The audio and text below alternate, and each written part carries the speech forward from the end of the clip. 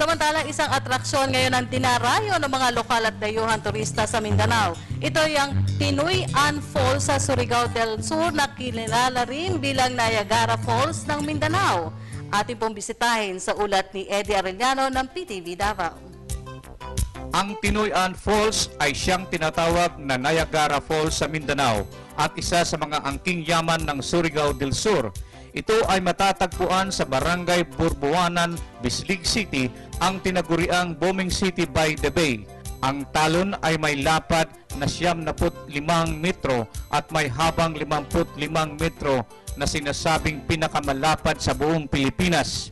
Ayon sa alkalde ng Bislig City, ang ay siyang nangungunang atraksyon sa lungsod at nangungunang pinagmulan ng kita. Kung falls ang pag-usapan, actually 17 falls dito. Naroon pa tayong 16 na hindi pa natin pinakita. Pero of course, the most majestic of them all is Tinoyan. And then, of course, we have caves. Then, ito, mga good beaches, lalo na doon sa Barkong Bato, in Lawigan area. Nitong taon lamang ang napipintusan ng mga improvements na itinulak ng alkalde ay muntik nang maglaho dahil sa politika at di tamang ginawa ng ilang mga politician ng lungsod. Mabuti na lamang at kanyang naagapan at sa ngayon ay bumalik na sa konseho upang maumpisa ng pandayin ang ordinansa na mas lalong magpapatibay sa estado nito. Kasama dito ang isang zipline at dagdag na kagamitan kagaya ng mga dagdag na mga tulugan na mga bisita. Mga cottages, convention center, zipline, kasama na doon, at saka mga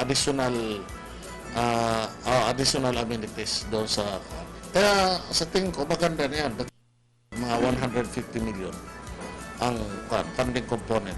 Yung high-end, ang high-end is high-end cottages. Iyon ang inopen namin for public-private partnership. Sa ngayon, nangunguna sa listahan ng mga turistang bumibisita sa talon ay mga backpackers at local tourists. Ngunit may mga high-end tourist na rin ang pumupunta dito. 3 hanggang 4 na oras ang biyahe mula Butuan City at 4 hanggang 5 oras naman mula sa Davao City. Totoo talagang it's more fun in the Philippines, more fun in Mindanao at more fun in Tinoyan Falls ng Bislig. Para sa Telebisyon ng Bayan, Eddie Arellano.